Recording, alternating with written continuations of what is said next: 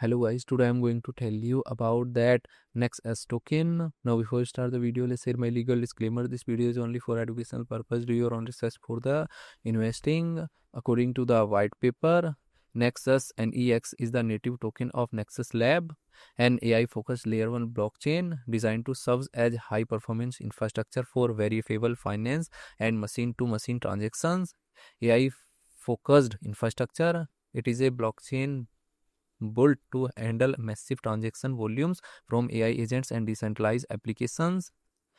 Core token utility. The NEX token is used for paying network gas fees, staking for security, and participating in on-chain governance.